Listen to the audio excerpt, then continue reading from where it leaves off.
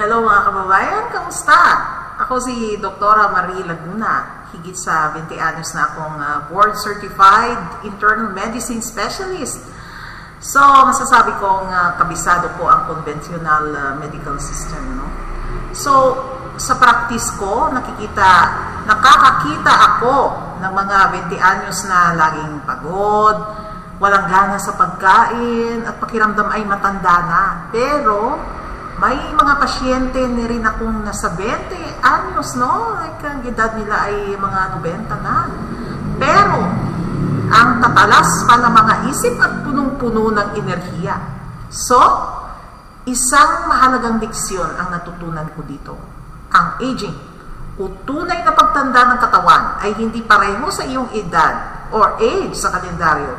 Hindi dikta ng numero ang iyong nararamdaman.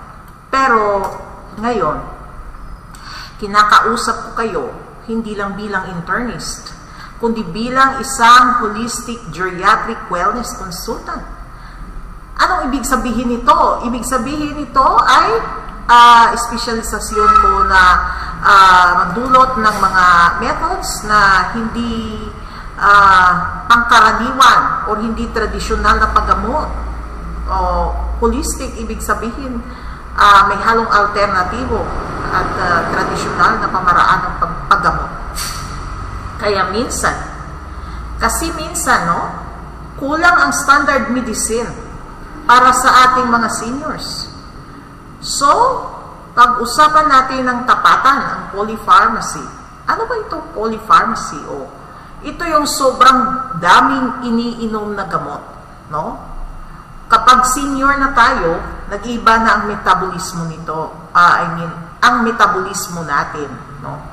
So, hindi na pareho ang pagproseso ng katawan sa gamot kumpara nung tayo ay 30 anyos pa lamang.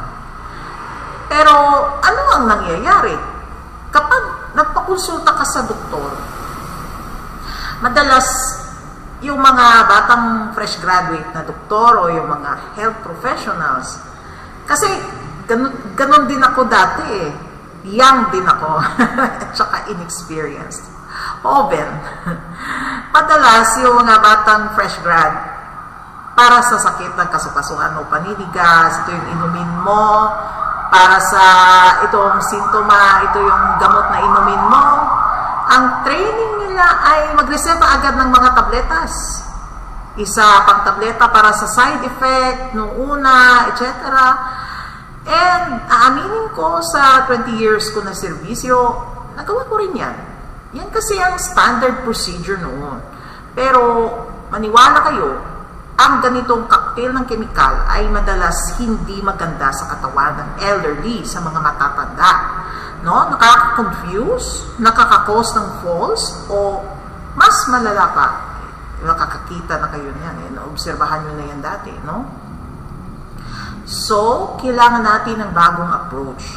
Yung mga paraan na hindi umaasa sa sandamakmak na gamot. Pero kaya pa rin tanggalin ang sakit at i-improve ang memorya at ibalik ang pagiging functional nyo. So, nilalabanan natin ang frailty o ang pagiging mahina ng mga seniors, no? So, paano natin ito malalabanan? Babalik tayo sa pundasyon ng biology. So, una, physical na aktibidades, physical activity. Pag-usapan natin ng siyensya kung paano ang ehersisyo ay hindi lamang pampalaki ng muscle. Ito ay tumutulong mag-eliminate ng free radicals na kumakalawang sa ating mga selula or cells. Pangalawa, nutrisyon. So, aalamin natin kung anong pagkain ng antioxidants. Yung mga lumalaban sa aging at kung anong mga pagkain at inumin ang dapat iwasan araw-araw para hindi tayo madaling tumanda. At tatalakayin din natin kung paano nakakatanda ang stress at paano magkaroon ng mahimbing na tulog na hindi umaasa sa mga sedatives o pampatulog. So, ang channel na ito ay iyong bagong toolkit. Sa mga susunod na sesyon, pag-usapan natin ang lahat mula sa pag-design ng ligtas na bahay para kay lola at lolo hanggang sa mga pagbabago sa utak problema sa paglalakad, balanse, inkontinensya at pag-manage ng hypertension, stroke at iba pa. So, panahon na para hindi lang tayo basta nabubuhay sa ating senior years, no? Kundi talagang mag-enjoy at maging masigla. Kung handa na kayo sa isang holistic at scientificong approach sa anti-aging, so mag-subscribe na kayo sa channel na ito. Simulan na natin ang biyahe tungo sa ating magandang kinabukasan o tungo sa masiglang kalusugan habang tayo ay tumatanda. Maraming salamat sa inyong lahat at God bless. Magandang araw sa inyong lahat.